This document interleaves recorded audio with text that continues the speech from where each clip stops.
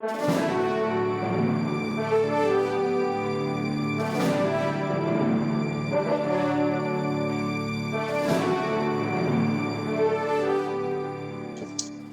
everyone, welcome to the March meeting of the Ottawa chapter of the Canadian Aviation Historical Society.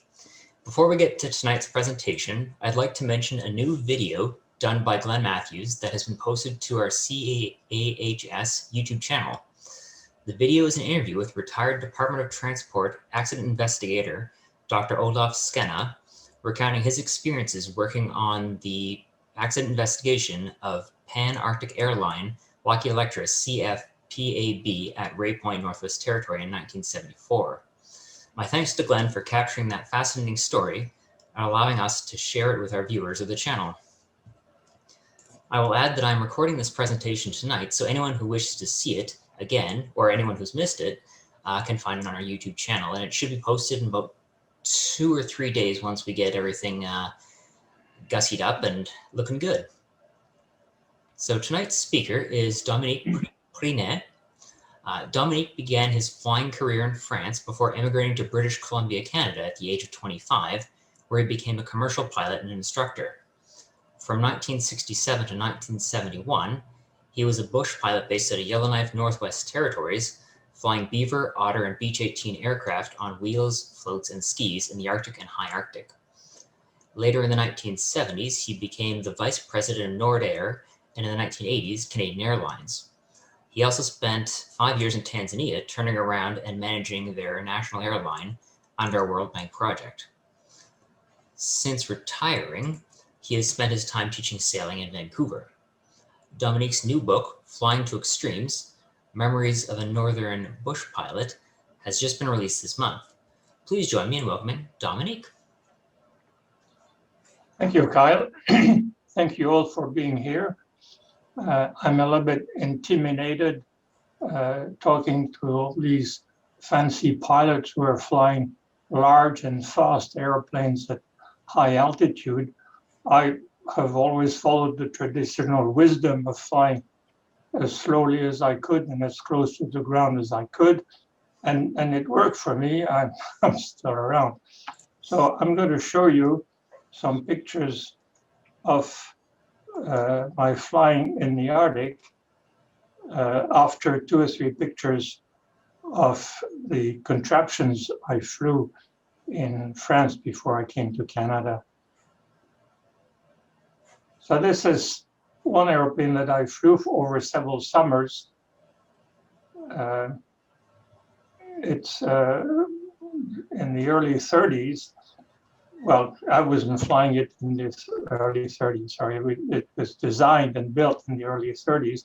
There's no cowling over the engine. There are no brakes on the wheels or spoke. There's no steering tail wheel. So this airplane had a tendency, when we were towing gliders, to run into the gliders and chop them. It has a wooden propeller. Chop them in pieces because you couldn't stop it or turn it in time. It even ran in airplanes at times.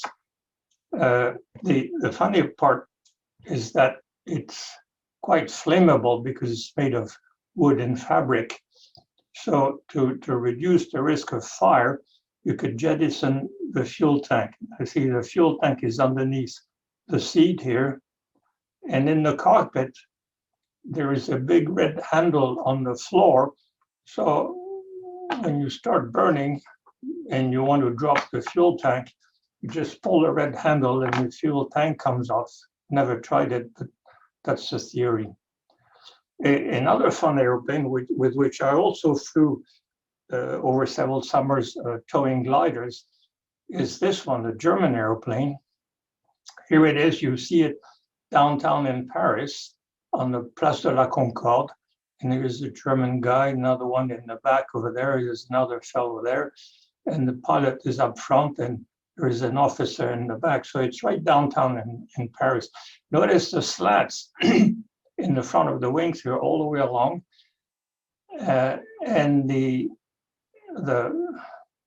flaps in the back, which extend all the way to the wingtip, to the ailerons. So this thing could fly at extremely low speed, so much so that I remember one of our instructors flew over the grouse runway one day, and he flew into wind immediately off the ground, and the guy in the back opened the door and jumped off while the airplane was in flight, which I thought was quite amazing. And another bunch of young people in a flying club, also on a grouse runway, decided to see how many people would fit in the back and with how many passengers the thing could fly. So they removed the back seat and they pile up like students in a telephone booth or trying to cram inside the Volkswagen. They pile up 6 people in the back. That's the thing. There's only one seat, so they put 6 people in the back with the pilot. He still had his seat, and away they went. And they actually flew a few hundred yards down the grouse runway, and then they never did a full circuit, but they did get off the ground, fly for a while, and then landed. And this is a fun machine because it's a civil aeroplane from which the Messerschmitt 109 fighter was designed. So that's the original fighter plane before it was converted really into a fighter plane. And it looks so much like the real thing that in the film, The Longest Day, showing the landing of the Allies in the Normandy beaches, they didn't have any 109s, so they used a whole bunch of 108s, which you could find in any flying club in France until recently. Maybe there are a few left, I don't know. And it looked like the real thing. The funny thing about it is that the undercarriage and the flaps are operated with a hydraulic pump. So on takeoff, the guys were flying with the left hand and pumping the wheels, and it was hard work and it was slow work with the right hand. So you could see the airplane undulating over the runway because one arm was triggering the movement of the other. So the guy would take off and you could tell, oh, he's trying to pump the undercarriage. And then it would stop. The undulation would stop for a while because it's not a constant speed propeller. You can adjust the pitch with a little switch on the dashboard. So you push the switch to the left to slow down the RPM, and you push it to the right to increase the RPM.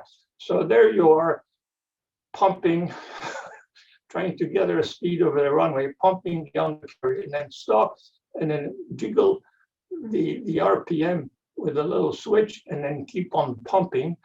And then I forget if there was 1 pump or 2 pumps, or how you switch from the undercarriage to the flaps. But and while you were climbing, you still had to adjust the RPM so it wouldn't go too fast as the airplane increased speed, and you still continue pumping the flaps. So that was quite a takeoff each time. I really enjoyed it. I spent a lot of time.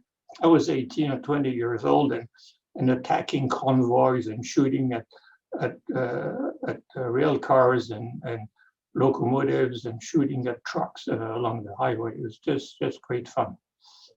So that's the northern part, and that's the beginning of the season. So the airplanes come back at the end of the winter on skis and land and wheels, and they land at the airport in Edmonton. That's the municipal airport, downtown Edmonton. And then they're converted into float, and you have to take off on the dolly. And I hated that because the airplane is just sitting on the dolly, and we had to take off at 6 o'clock in the morning before there was any wind. But the surface of the runway is always a little bit convex. And so I was lined up with the dotted lines on the center of the runway, but there's absolutely no steering on the thing, and there are no brakes. So when you apply power and the airplane starts turning a little bit because of the slipstream, you start going off in one direction, and if you start rolling down on one side or the other, then you lose control. And that happened to me 2 or 3 times. I never knocked down a runway light. I was lucky, but I did bounce in the grass, and I was always terrified that the whole airplane would just fall off the dolly because it's just resting there. And I never enjoyed that operation. So those are the flights I was doing. This is the Northwest Territories. Alaska is to the left. This is the Hudson Bay. And this is the Arctic coast, Victoria Island. And I will talk to you about places like Holman Island and Coppermine. And here is Yellowknife, and here is Fort Smith, and the Arctic coast, Cambridge Bay. So I flew all these, the numbers represent different stories and different chapters. So these are the flights described in the book, and I really flew everywhere. And the worst flight I did was this one, which goes way beyond the map to the 80s parallel. I will talk to you about it in a while. So this is Fort Smith on the Slave River, south of Great Slave Lake. So we had a float base with a whole bunch of airplanes, and we had a little shack up here on the edge. And we were flying trappers and prospectors back and forth in and out of the bush all the time, including dog teams and all the gear. And the only way to know where they are is to put a little pin in the shack here on a wall map where there are millions of lakes. And each pilot, when coming back to town, would put a little colored pin on the map on the lake, which didn't have any name, with a little tag saying how many men they were to pick up, how much gear, how many dogs, what type of sleigh they had, if any, or a canoe, and when they wanted to be picked up. So that was all very simple until one little fellow, a kid came in one day, and he was very impressed by the beauty of the little colored pins on the map and proceeded to pull them out one at a time. And 24 trappers and prospectors suddenly lost their identity. So it was pretty awful. We had several powwows. We spent days knocking on doors in town, asking if anybody had a friend or a neighbor or a relative who was out in the bush and where was he. People were never too sure where they were. Eventually, I think we picked them up. We picked them up without forgetting anybody. If we forgot somebody, he didn't have any family or friends or any relatives who complained about it. We picked them up at the wrong time, and we came in with the wrong airplane, but that's okay. I think we recovered most of them. Here's a guy whom I picked up. I went to, I got a call from a local carrier, one of the airlines, and they said they had forgotten him for 2 weeks. So they said, look, when you go and pick him up, don't rush to see him, just stop at a great distance from shore in case he's mad and start shooting. So I did that. I stopped and I shouted, and are you okay? And yes, he said yes. So I came over and picked him up, and he wasn't mad. He those guys are used to be forgotten for a while, and then somebody remembers to pick them up. So, and the thing that I asked him, well, how long have you been out of food? He said, oh, about for a week now. But he said, I could go on forever, because he discovered a very clever trick, which all of us could use. When you are short on food, what he was doing, he had a can of tuna. And each day he was eating half of what was left. So you start with one, and then half, and then a quarter, then an eighth, and the 16th, and you can go on forever, except that it gets smaller every time, but that's what he was doing, and it worked for him. These are two guys who were picking up, and they were really happy to come out of the bush after a number of weeks. That's another pickup of one trapper and some of his dogs. He had more dogs, and there's a sleigh there. And I had taken the back seat off the Cessna 180. And the dogs were so excited to come back to town that they all jumped on the pontoon, all slid and fell in the water. So I had to carry them on board one at a time. And as soon as they got in, they shook themselves dry, and they were huffing and puffing and panting. There was moisture all around, so I couldn't see through the windows. And during the flight, they all wanted to see where we were going. So they were all leaning on the seats and licking the back of my head. This is Yellowknife, and it's taken from pretty well over the airport, but this is the place where we used to land on skis in the winter and on floats in the summer. It's fairly protected. That's taken from an otter. That's a pitot tube. One day it came off in flight, started banging. I heard bang and bang, bang, and I wondered what the hell is that? And it was the pitot tube which was bouncing from one side, from the under the wing to over the wing to under the wing to over the wing, banging on each side as it was caught in the turbulence of the wingtip, and then eventually it came off. Well, who needs a pitot tube anyhow? There I was practicing water bombing. That's me in the Otter, and that's in Yellowknife. And I was trying to aim at the rock. Well, I missed it. See, I dropped the load too early, but on another occasion, I dropped the load a bit too late. And it was a guy whom I never saw. He was passing by in a canoe, and he was hidden by this face here. And I dropped the load, I think, right on the rock, about a ton of water at the time.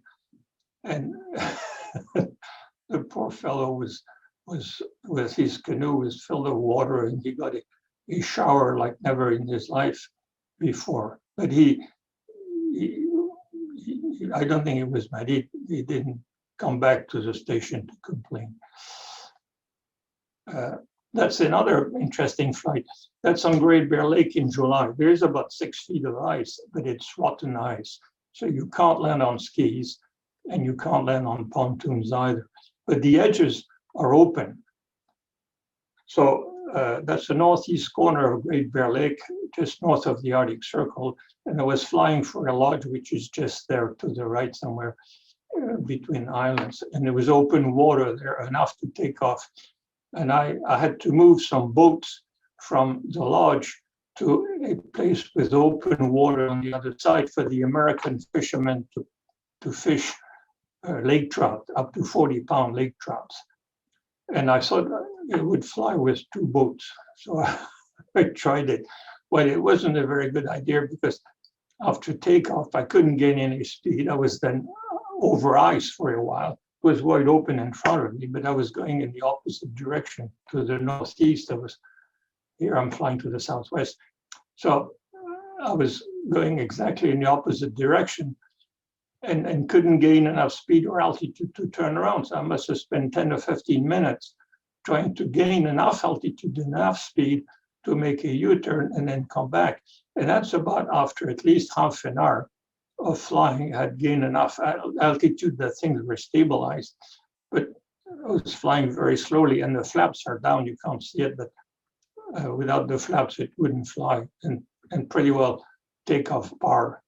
But the lodge manager was so baffled to see this contraption get off the water that he used the other airplane, a small airplane, to fly along and take pictures, because he couldn't believe it. That's another otter in the Rockies west of Great Slave Lake. And for a week, I worked with a seismic crew, and they were blasting away in the mountain. And I was a bit scared, because it was, I think, in June or maybe late May or early June. And the lake was still frozen, but it was melted all the way around. At the edge were water, so that means the ice is getting very thin. So I landed in the middle of the lake, which is okay, because they had a skidoo. And each day I carried about half a ton of dynamite. and the rest was their gear and all the caps, the detonators, which are attached to electric wires. And so I took off without, I turned off, I kept the radios turned off, didn't transmit, and I turned off the master switch just to avoid producing radio waves, which could trigger a current in the wires. And being naturally quite shy, I put the dynamite as far away from me as I could. There was about half a ton of dynamite in the back there. And the caps I thought were less dangerous, so I put them up front. I put my two passengers just on each side of the cap. So if it went off and if I went off, they'd go off too. I didn't want anybody to survive if they had killed me. He's a cute little guy. There's a break in the class for a while, so they all came out to see the pilot and to see the airplane. So I took a picture. That's in a little First Nation community at the northeast end of Great Slave Lake.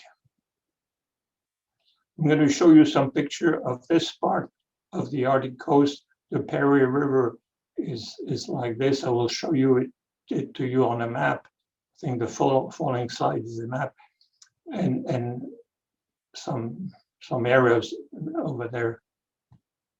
So this is the map we're using. There's no relief. You have no idea where the hills are or how high they are. No contour line, no color. The white is the land, the blue is the lake, and that's all there is to it.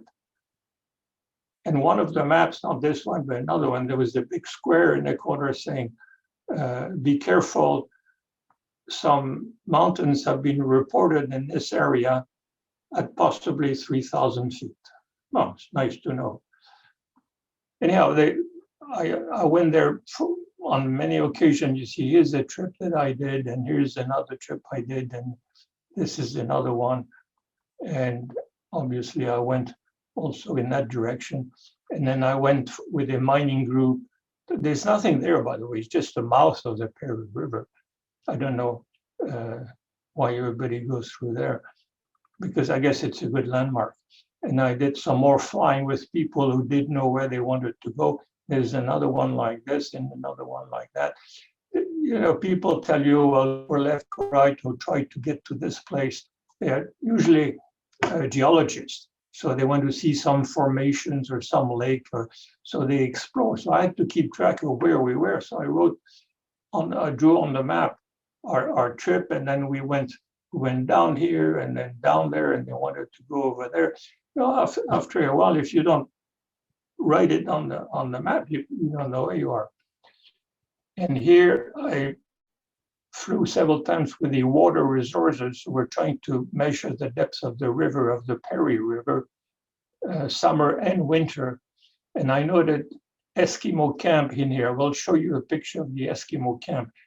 And I noted that because in case of trouble, if I damage the airplane on landing or takeoff, or something happens, I noted that so that there might be help there. So there might be a way to, and I also noted Hudson Bay Post. There is a little shack somewhere on one of the islands, a trading post. And even if it's unoccupied, maybe that could be shelter in winter.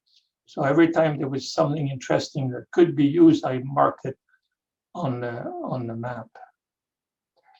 Now, in that area, I spent, I think, a couple of weeks with some biologists who were counting the Ross geese. And so we spent 2 weeks flying every day over the areas where the Ross geese were nesting. And we counted, and this is how we counted. We were flying in Cessna 206 on floats, and you count them 1, 2, 3, 4, 5, 6, 7. And when you get to about 25 or 30, you say, well, there's 30 in a patch like this, and how many patches like this is there? Where there's 1, there is 2, there is 3, there is 4, there is 5. And so we counted the birds this way for hours every day over a fairly large area. And at the end of the 2 weeks, we counted 30,000 geese. And the guys were ecstatic because they had counted the birds in the winter in the Central Valley of California, and he had counted 30,000 Ross geese too. So it was the same geese. And there was a biologist and his PhD student who was writing his thesis on the Ross geese, and they were absolutely thrilled when they didn't say they recognized the geese, but they found the same number of geese there. So the geese land on islands when the surface is just melted. There's probably ice underneath the surface. The water is frozen right to the bottom, and it melts first on the surface.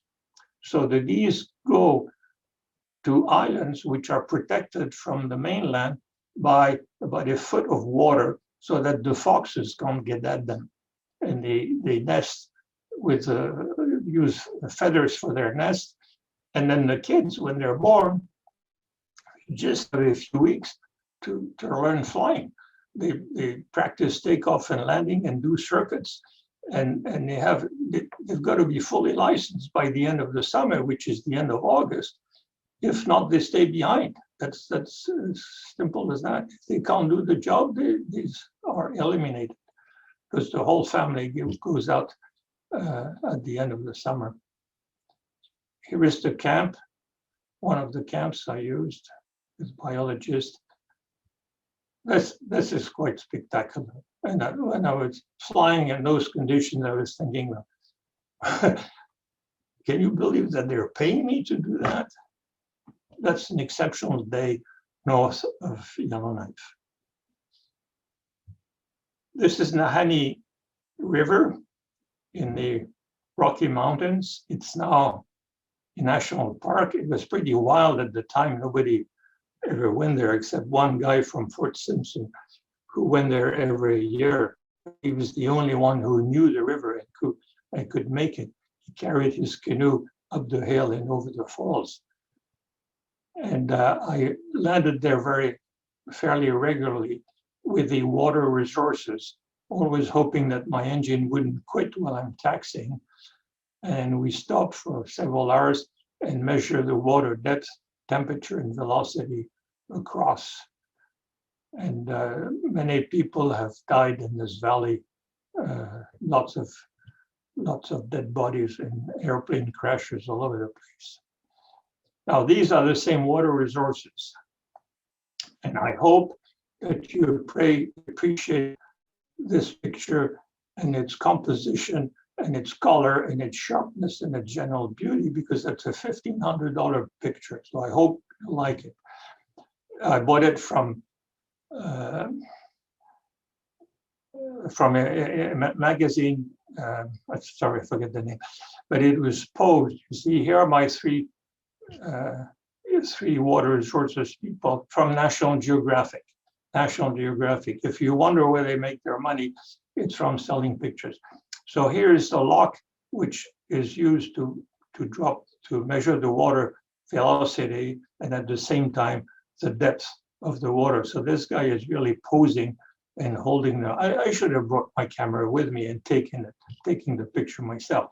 So he's pretending to drop, but holding it for the photo. This guy is pretending to write, and this guy is pretending to do something, but he isn't doing something until the measurement is finished, and then he continues another 3 or 4 meters down the line. And in the meantime, usually that's another trip with the water resources in another area, but it's also close to the Arctic coast. This is very close to the Arctic coast, in the middle of the Arctic coast. This is a few hundred kilometers away along the Arctic coast on another day with water resources on another airplane. So while they're measuring the depth and the velocity and the temperature of the river, I'm trying to prepare for lunch. And that's the tricky part. That's navigation. And even in the summer, you can go on for hours and hours and hours like this. And remember, you don't have a compass. It doesn't work so close to the north.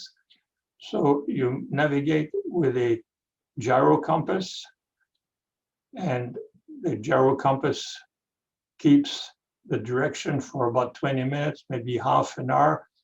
After that, it starts creeping around, usually to the right because of Coriolis, but you never know because of the cold and the friction. So it starts precessing, and after a while, you don't know which way you're going. And quite often, for at least 20 minutes or half an hour, you don't even know where you are.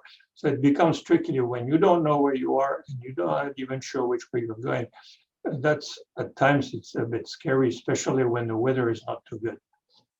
And 1,000 kilometers further, this is what it looks like. So if you just sit there and wondering, not too sure which way you're going, certainly not knowing where you are. And you continue until you hit something that you can recognize. So it's okay. You never lost for more than 20 minutes or half an hour usually. And then you hit a big river or a big lake that you can finally recognize on the map. And then you change heading, reset your compass, your gyro compass, and then continue in a slightly different direction. I'm going to show you pictures of a nice little community of Coppermine at the time. It's over there. Here is downtown Coppermine. You see this little Inuit lady.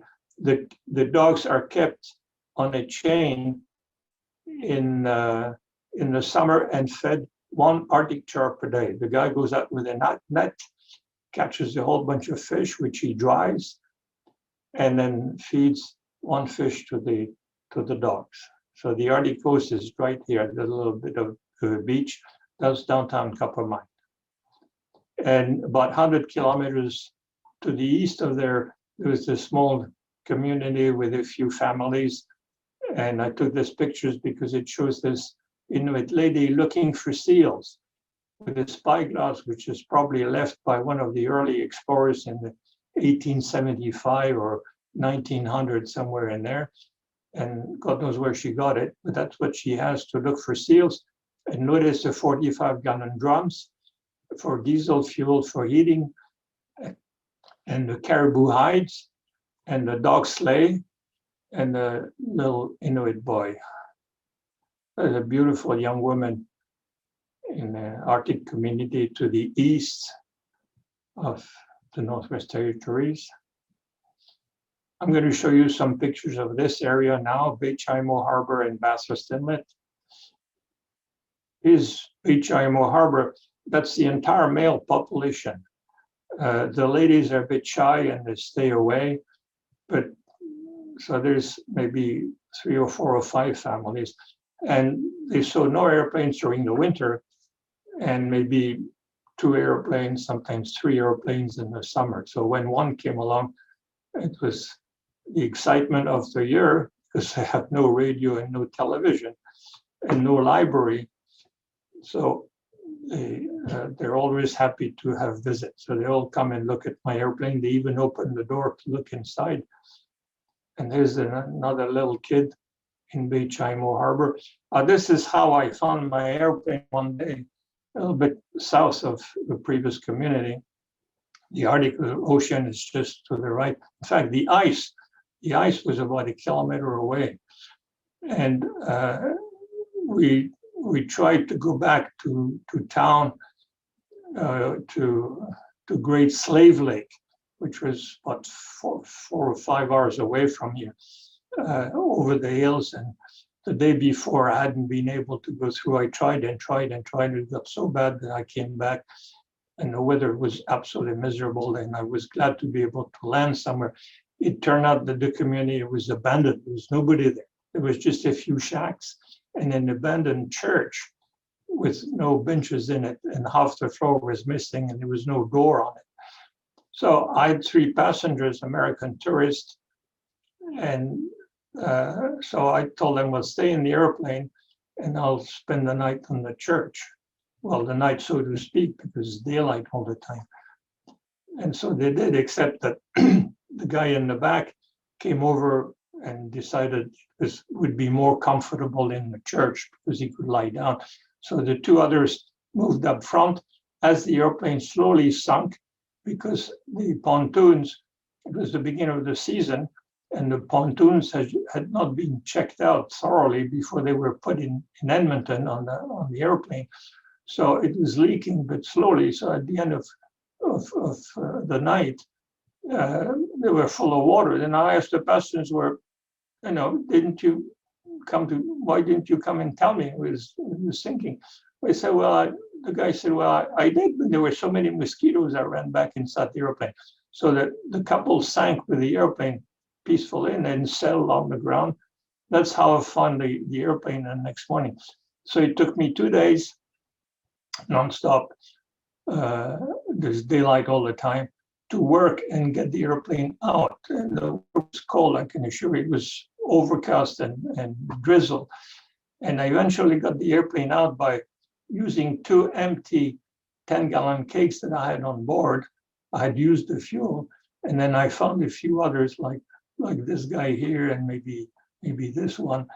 And it took me all this time to try to get the barrels on ropes and attach them to the back of the pontoon. I had to dive and try to attach the knot. The barrels kept, 10-gallon kegs kept popping up to the surface. I could never attach them. It was frustrating as hell. Anyhow, after 2 days, I figured, the airplane was back on the water, and I drained all the fuel from the tanks into a 45-gallon drum, which was full of rust and sand. But it doesn't matter because I had a chamois and a funnel to clear the fuel. So after a couple of days, I put my passengers back on, but I wasn't sure we'd have enough gas to get back to Great Slave Lake, to the lodge at the east end of Great Slave Lake. So instead, I flew up north to the previous village, to Baychimo Harbour, and there was those few families you just saw, plus a small Hudson Bay post, which where there was nobody, but there was a radio operating with batteries. So I called Maydays. I spent hours calling on all the frequencies I could check. I could find there were crystals on HF. And then I collapsed on a pile of seal skins and slept for about 8 to 10 hours. My passengers had bunks in the Hudson Bay post, so they were okay. And then eventually the message got through other Hudson Bay stations all around across the Arctic back to my company. And my fearless leader, the base manager, came over with a young helper with a full load of fuel and landed and refueled the airplane and then woke me up so we were able to fly back home. This is how beautiful the country is. This is north of Great Bear Lake, absolutely beautiful in July. And those are little shrubs. In fact, they're little trees that's as high as they go. Beautiful country, very pretty. And in August, that's the northeast corner of Great Bear Lake, where the lodge is. Very nice. It starts freezing overnight. So by 6 o'clock in the morning, there is ice on the edges of the lake. Now that's becoming more serious in October because navigation gets even worse. So that's pretty awful. You can't gain any altitude. You have to fly underneath the stratus and go around hills. It's fairly flat, but still sometimes you can't get through, so you've got to go around. And when you don't know where you are to start with, and you start having to go around things, then after a while, you're really not too sure where you are, and you're not too sure which way you're going. So for a while, the lakes are open, but then they start freezing from the small ones later on to the bigger ones. And that's also over the tundra. And that's hard flying sometimes. You go on 4 hours like this, and you just don't know where you are, not too sure which way you're going. This is downtown Yellowknife. This is the main drag here. And that's before Yellowknife became the capital of the Northwest Territories. It was a mining town with nothing but miners and their families. And there was, when it became the capital of the Northwest Territories, first thing they did is installed a traffic light here. So there was a traffic light. Well, nobody bothered about it in winter because it's going to stop to slow down and avoid hitting other cars. So it didn't change anything to the traffic. And that's the local cinema. And one of my colleagues here rented a room, and he discovered that if you lie down on the floor of the cinema with your head under the sink and next to the toilet, you can see inside the cinema through a hole on the ground where the drain pipe goes, and you can actually see the movie and hear the sounds through the little hole. But there was only room for one eye at a time, so he could never invite us to see the movies. And this is clearing up the airplanes with the Herman Nelson to produce heat. It's a diesel burner, produce heat. And this young fellow is removing the frost from the wing in the foggy dews at 10 o'clock in the morning. And that's what the pilot does. Those are the blow pots, and it's out in the tundra somewhere. So it takes about an hour to warm up the engine in the morning. You have to dilute the oil with gasoline, and then you put blow pots. Here is the engine tent. You see, this is the cabin here, and the engine tents cover the front of the airplane here and protects it from the wind. You can see it's blowing fairly hard. So I light the blow pot, and I push them underneath the engine with stovepipes, one leading to the cylinders, the other one leading to the oil tank. And sometimes I was so stressed and so frustrated and so cold and miserable because it's typically 20, 30, 40 below. And sometimes there was a bit of a breeze that I hoped the whole thing would blow up because the fuel tanks are just there. And there's oil dripping and gasoline dripping, and the oil is full of gas for dilution anyhow. So it never blew up, but sometimes I was hoping it would. That's a typical day. You fly for a couple of hours in the dark, you arrive here. That's way north of the Arctic Circle, so that's around noon. That's as much daylight as you get. And so you have to, I put the engine cover so it stays warm for about an hour or two while they're doing their thing. And we unload the skidoo, and we unload the sleigh and their gear, and they go and do whatever they're doing, usually geology or water resources, measuring the water. If you think of it, it's just nuts. They drill holes through 5 or 6 feet of ice to measure the water temperature under the ice. Well, guess what? It's about 0 degrees.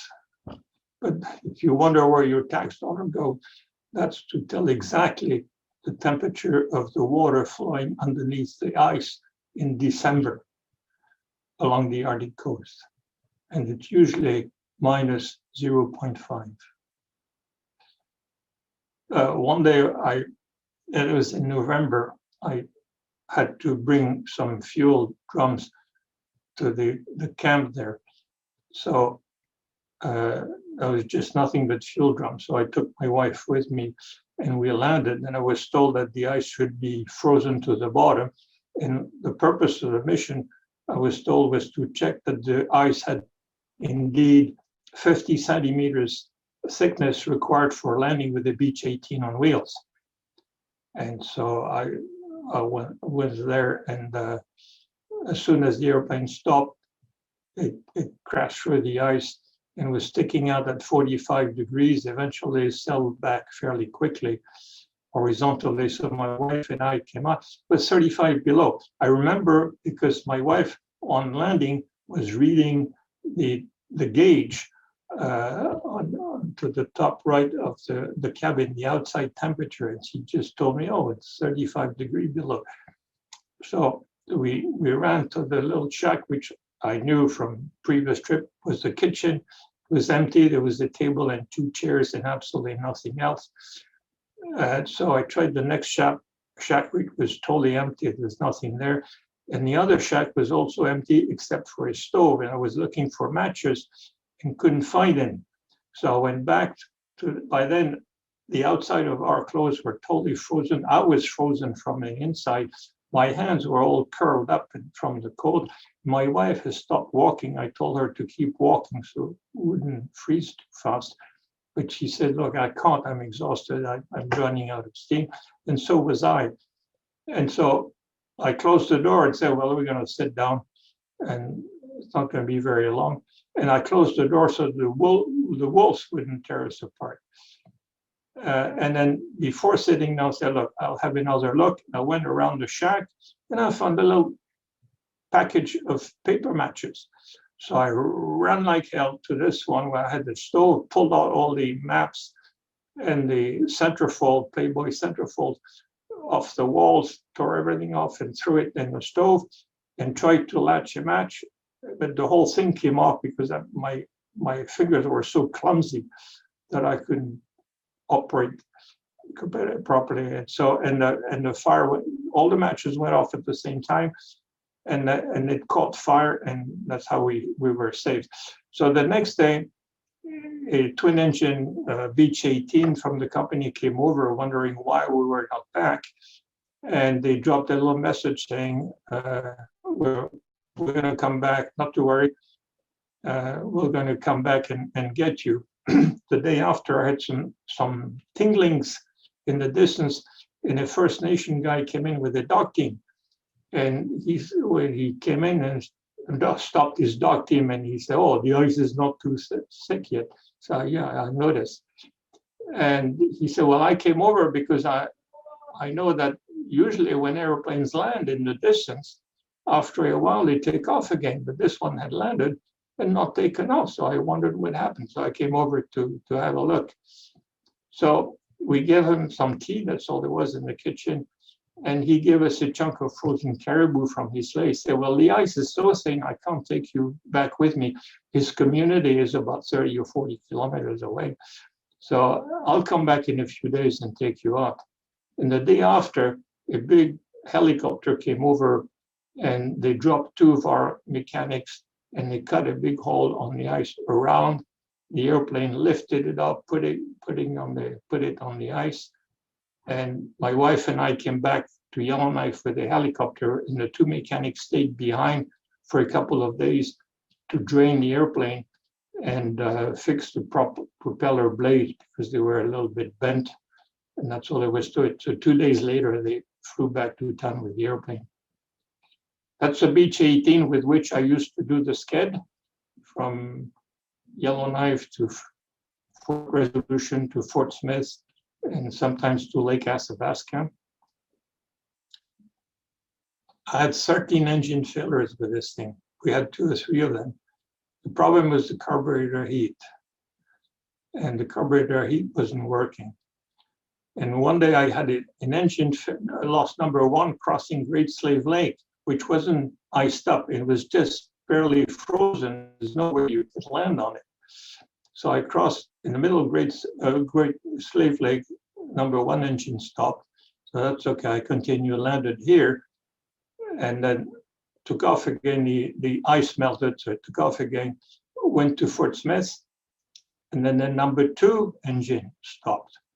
So we landed in Fort Smith on 1 engine on the sked, and then I came back, and after takeoff, number 1 engine failed again. I said, well, look, this is enough. So I turned around, came back, and on the way back, number 2 engine stopped, and we glided onto the runway in Fort Smith. I said, look, this thing needs to be fixed. And it was. That's the typical day's work. Unloading supplies in a small First Nation community northwest of Yellowknife. And they come and pick up the gear, or they come and just visit. So a whole bunch of gear, and people come out, a whole bunch of gear, and some people go back in again. That's another community. Also, I stopped there for maybe an hour or so. By the time they unloaded the stuff and bring more to the plane, I had to put the cover on to make sure the engine would start.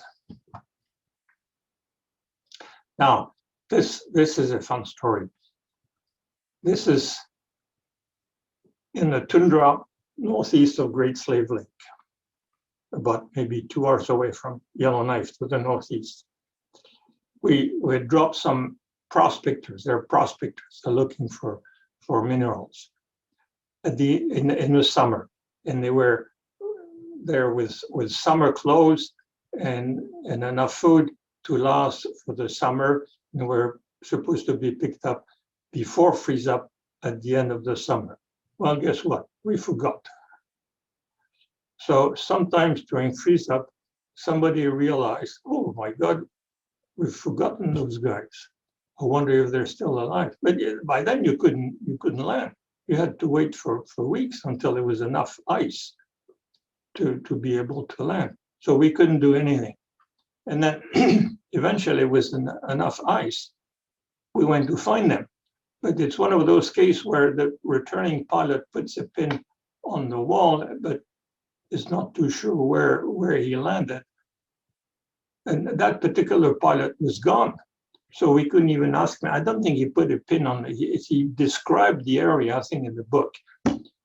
So, and then the pilot was gone. So nobody knew exactly where those fellows were. There's two guys.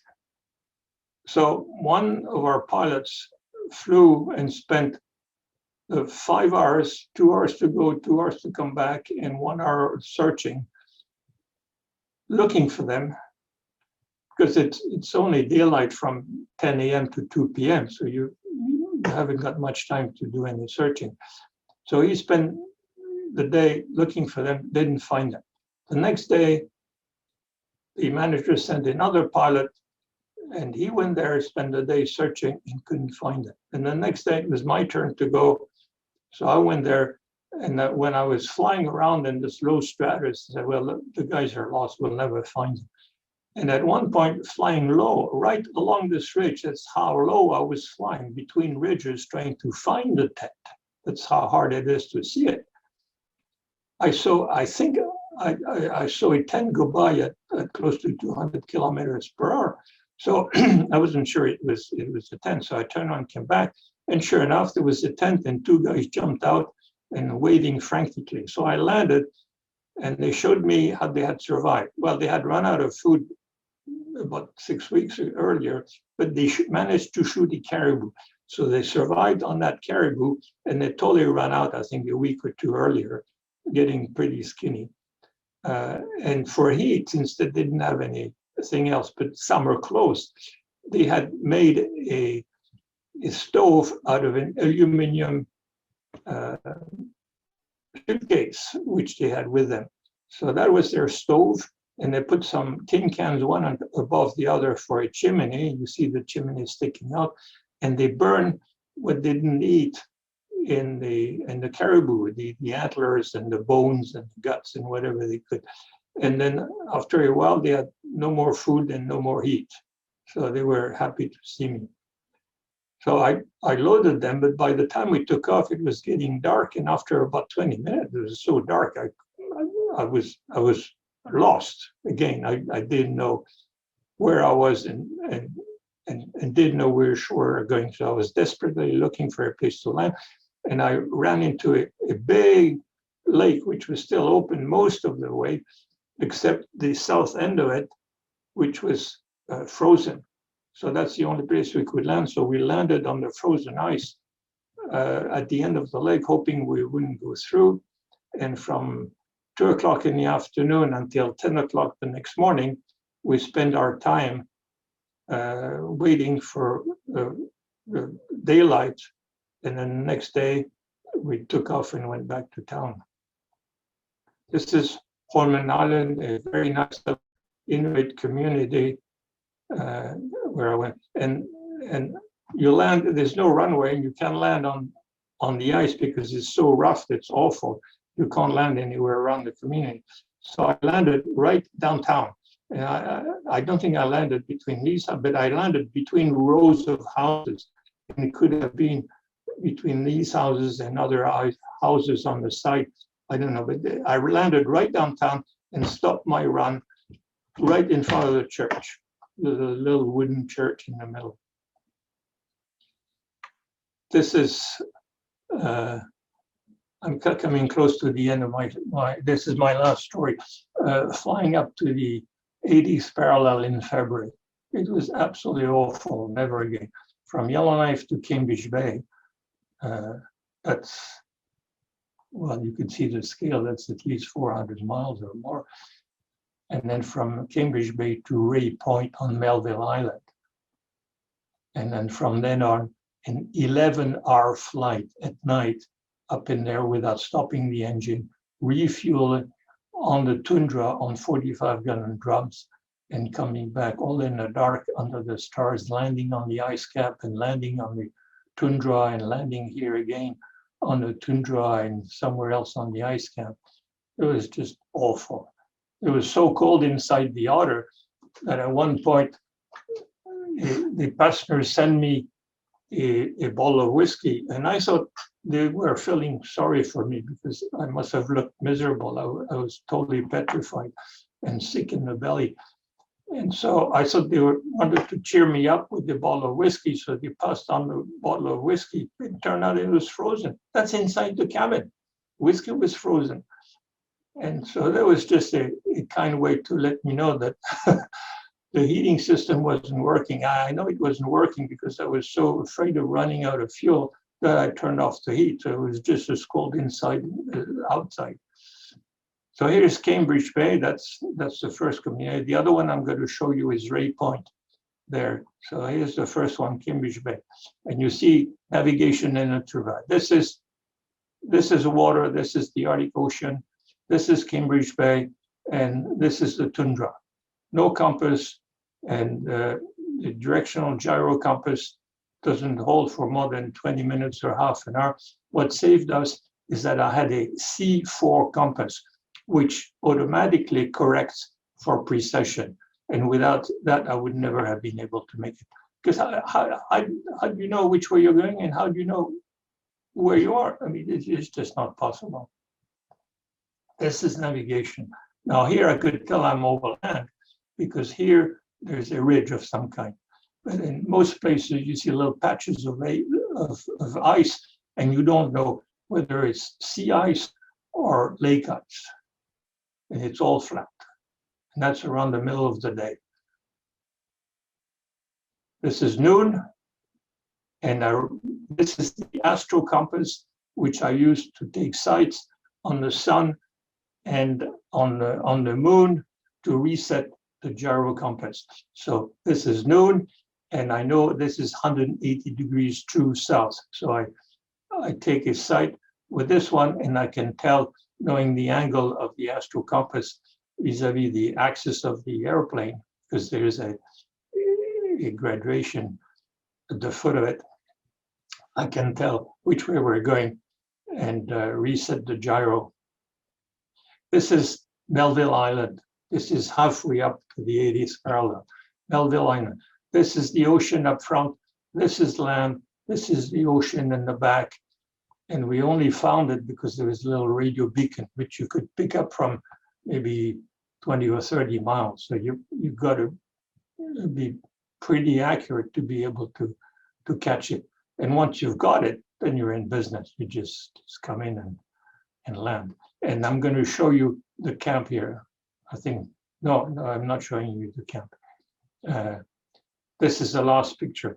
This is noon at 80th parallel landing. This is the tundra. This is the ice. And these are some of my passengers. I had maybe 6 passengers plus all their gear.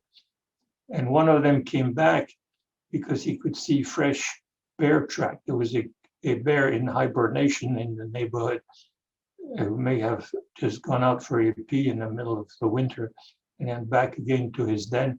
So he came back to get a rifle. But so that we landed on, this is the tundra, and at times we had to land on the ice also because they wanted to check the ice.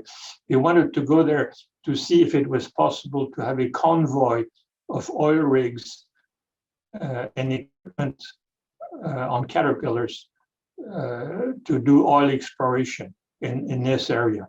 And they decided it was not possible, it's too rough. So anything has to be flown in. And that's my last image. So that's the photo that I used for the cover of the book, which just came out a couple of weeks ago. It's $25 plus shipping. If you use the publisher, and if you do a print screen, then you can capture this information. Otherwise, you contact me. But you can get it from the publisher. But if you do, make sure that you use Canadian dollars because it's the same price in US dollars. So you don't want to pay 25 US dollars, you want to pay 25 Canadian dollars. There's a book retailer here, which I understand is the largest for aviation books, largest in Amazon. And in Amazon, be careful also, they sell the book for a big poster saying $35. And then in the fine print, it says, we have a couple of new books available for $25. So that's the one you click. You don't click the $35, you click the $25. Thank you very much. That's the end of my stories.